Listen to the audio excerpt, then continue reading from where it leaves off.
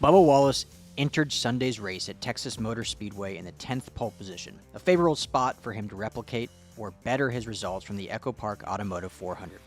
While Wallace finished 7th on Sunday, his placement served as another example of why he's one of the best NASCAR drivers right now. Wallace made the NASCAR playoffs for the first time in 2023, advancing to the round of 12 before being eliminated. After taking what he learned from that experience, the 30-year-old vowed to be more aggressive, confident driver in 2024. He's delivered on his promise, with 23XI Racing coming out of Texas ranked 8th and 9th in the NASCAR owner standings. The finish at EchoPark Automotive 400 and the racing he's done throughout this season capture why he is one of the top 10 drivers so far. The immediate argument against Wallace being one of the 10 best drivers in NASCAR is that he hasn't won a race in 24, and his last trip to victory lane came in the 2022 Cup Series.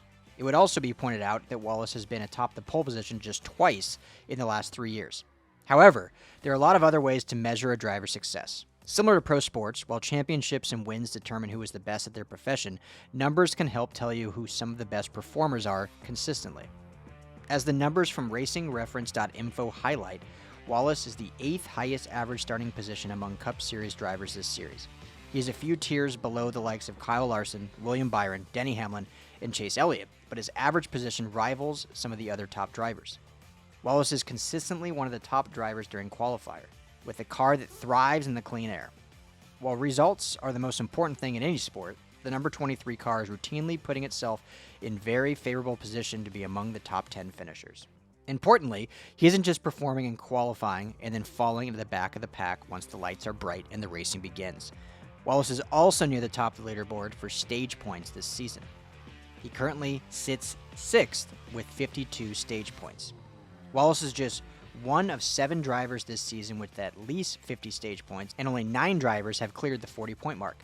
The number 23 is maintaining its place near the front of the pack in the first 2 stages of the race, which he again did on Sunday in Texas. Finally, we get down to the finish line.